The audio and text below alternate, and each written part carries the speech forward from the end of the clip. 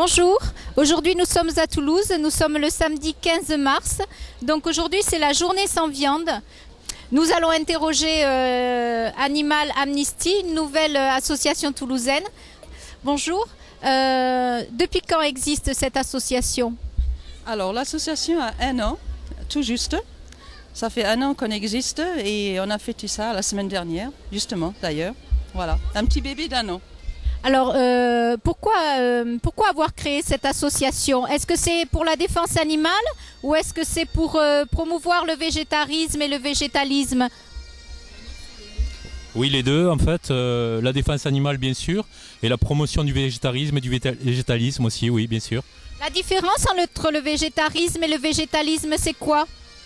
Alors, il faut savoir qu'un végétarien consomme des matières animales quand même. Il va consommer du lait, des œufs, du fromage, alors que le végétalien, lui, ne consomme aucune matière animale. Voilà, que des plantes, que des végétaux.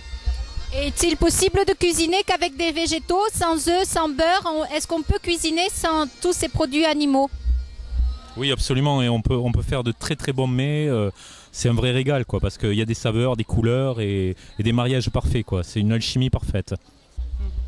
Et comment êtes-vous perçu par les Toulousains? Quand ils viennent vous voir, quelles sont les questions qu'ils vous posent?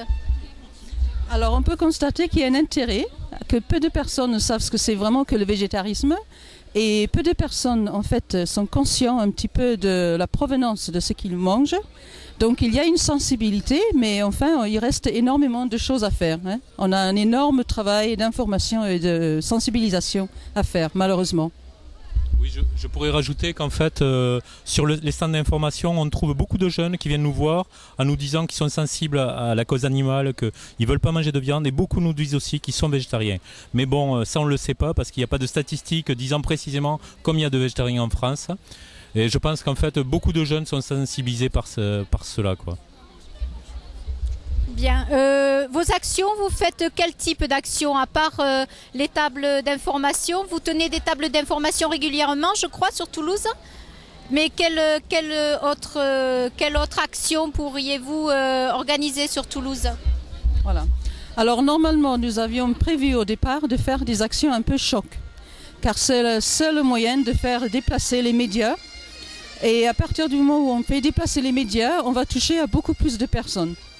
Donc des manifestations avec une action un peu médiatique, en espérant choquer un petit peu le public, en espérant éveiller un petit peu les consciences et en même temps on fait déplacer les médias. Voilà, et on parle de nous. Rien à ajouter. Voilà, donc une victoire pour vous, c'est quoi une victoire? C'est qu'un jeune vienne vous voir et vous dise par exemple, ça y est, depuis que je me suis informé, je suis devenu végétarien ou végétalien. Pour vous, c'est une victoire? Ah oui, absolument. Et ça nous est arrivé 1 ou 2 fois déjà d'avoir des cas de personnes qui nous contactent par un blog, par un site en nous disant mais grâce à votre action, j'ai pris conscience de ce que c'était manger de la viande et j'ai arrêté, quoi. À partir d'aujourd'hui, je suis végétarien, quoi. Et on a eu 1 ou 2 personnes comme ça qui nous l'ont dit, quoi. Mais on sait qu'effectivement, ce genre d'action ou d'information touche le public. Des gens déjà sensibilisés à ça, effectivement, ça peut leur déclencher le fait de dire à partir d'aujourd'hui, je le fais, quoi. Donc quelque part, vous avez un rôle de réveilleur de conscience un petit peu, parce que c'est vrai que peut-être dans notre monde, les gens sont un petit peu endormis, aseptisés un petit peu dans leur environnement. Et donc votre action permet d'ouvrir un petit peu l'horizon sur ce qu'il y a derrière une assiette de viande ou derrière une assiette de fromage ou de lait. Alors le problème en fait, c'est que le public ne sait pas grand-chose, hein. Et la vérité est occultée.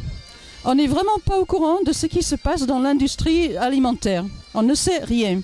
Et si on ne se donne pas la peine de le savoir, d'aller chercher l'information, on ne saura jamais rien. Donc nous, on est là pour dire, voilà ce qui se passe. Vous avez des choix, vous avez une responsabilité. Alors on vous demande de prendre vos responsabilités et de ne pas manger, de ne pas acheter n'importe quoi. Mais si l'information n'y est pas, peu de personnes vont aller la chercher, malheureusement. Oui, absolument. Et bon, ces tables d'information, en fait, permettent d'avoir un contact avec ces gens, puisque Nous sommes pratiquement tous les mois, nous faisons une action de rue avec ce stand. Et en fait, des gens reviennent nous voir, reviennent s'informer, discuter. Et c'est très important. Donc, beaucoup de gens sensibilisés, mais peu d'informations. Donc, on est là pour informer le citoyen toulousain, pour lui expliquer pourquoi arrêter de consommer la viande, pourquoi arrêter de consommer des laitages et tout ça, les œufs. Et leur expliquer ce qu'il y a derrière leur assiette de leur nourriture. Voilà.